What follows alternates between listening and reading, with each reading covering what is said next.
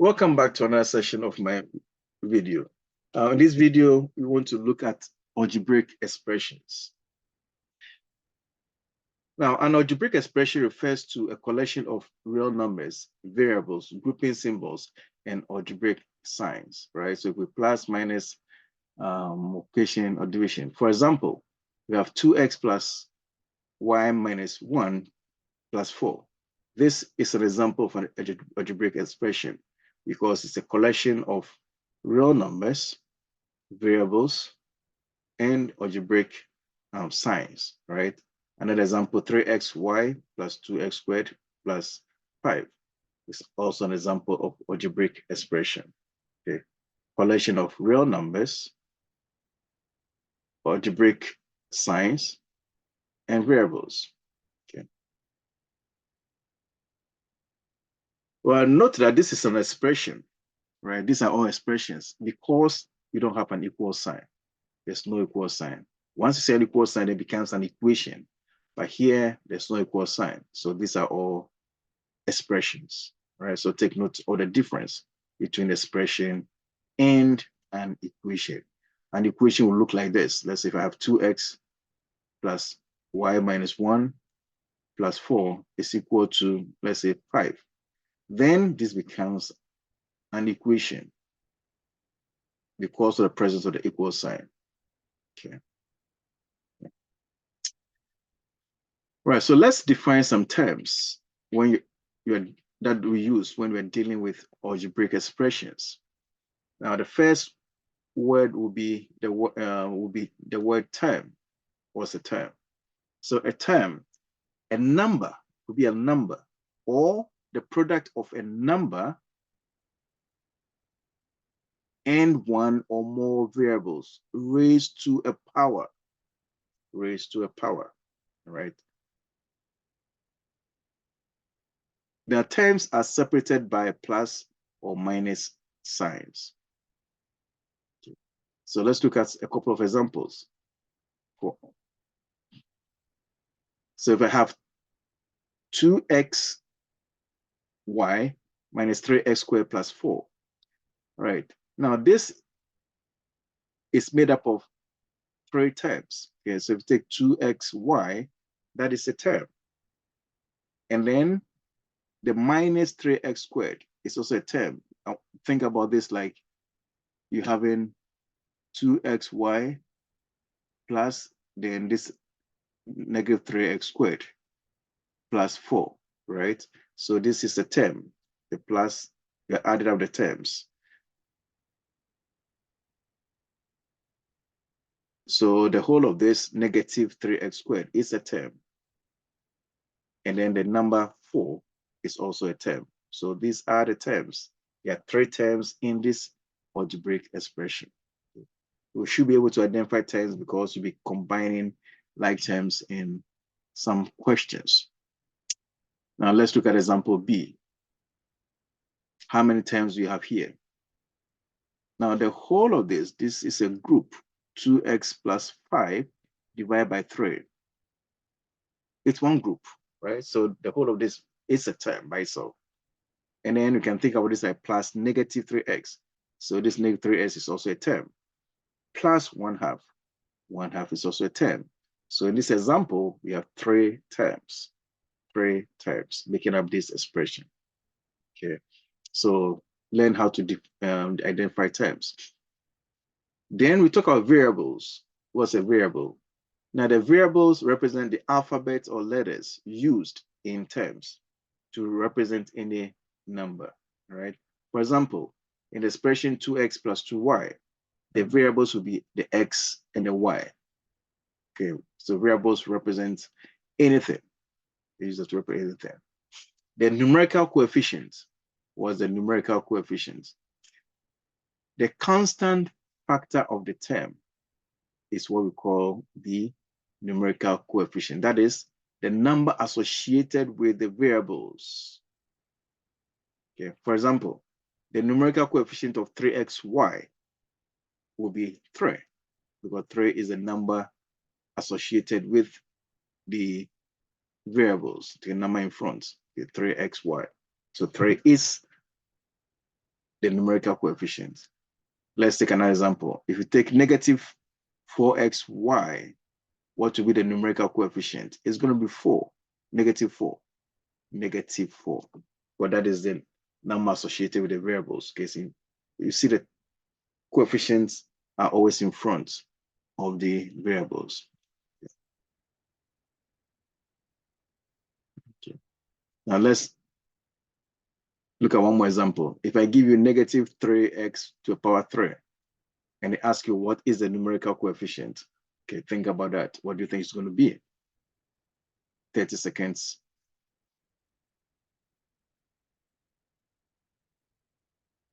All right, so if you said the numerical coefficient is negative 3, you are correct. Negative 3. So that's the number associated with the variables, negative 3. Now, what is the constant? The constant. Now, constant is a term without an associated variable, right? It has no variable attached to it. Then that is a constant, right? So for example, if you have 2x plus 5, 2x plus 5, and I ask you to identify the constant is going to be the number 5, positive 5, because there's no variable attached to this, okay? Now, with that said, we want to think about what we refer to as like terms, right? So like terms are terms that have the same variables with the same exponents, same variables, same exponents. For example, if I look at this, I have xy here, the same xy, same variables, same exponents, right? Because of that, 3xy and negative 2xy are like terms, terms that look alike, all right? Let's look at one more example. You have 2x squared and 5x squared. Okay, you have x squared y here. Okay, same variables, same exponents for each of them. So they look alike. So they are like terms. 2x squared y and then 5x squared y are like terms. Okay, we need to know this because you should be able to combine what we call the like terms in simplifying expressions. Okay, right. So with this knowledge, we can now talk about how to simplify algebraic expressions. How do you do that? Okay, so these are the steps. Now, to simplify algebraic expressions, first, you need to identify and remove any restrictions on any term. Okay, what do we mean by this?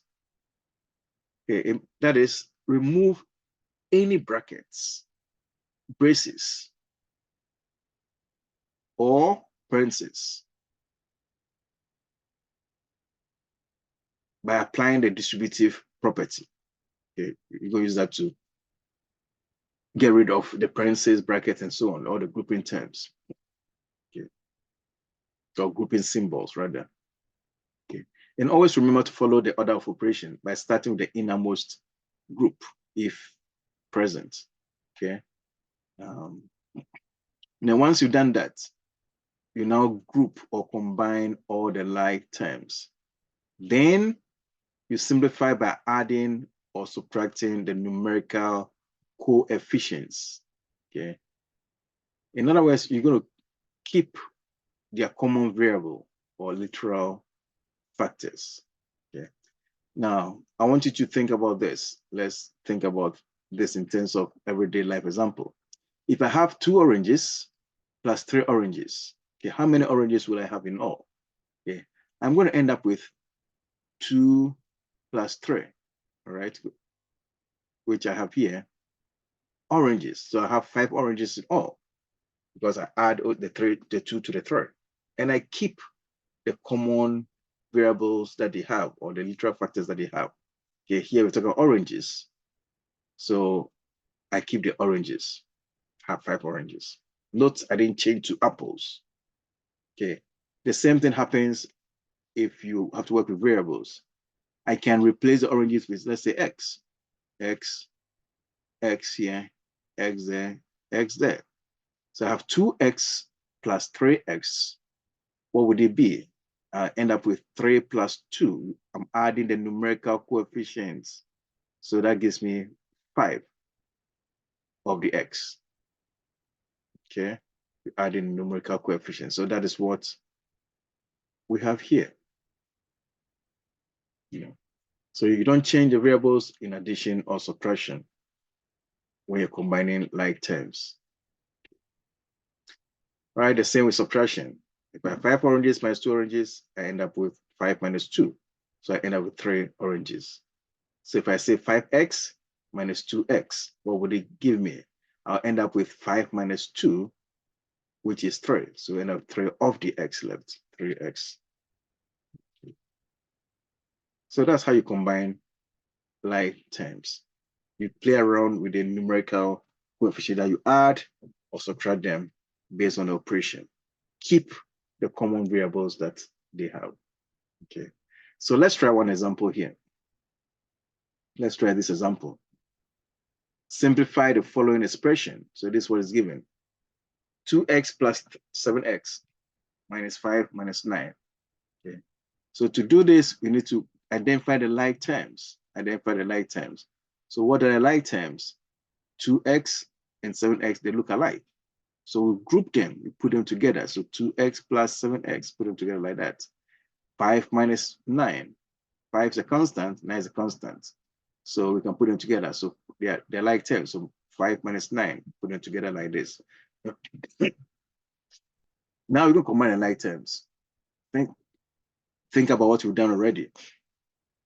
So you have to add up the numerical coefficients here, all right, for like terms. So 2 plus 7, that gives us 9. Since they're like terms, keep the common variable that they have. So it's 9x.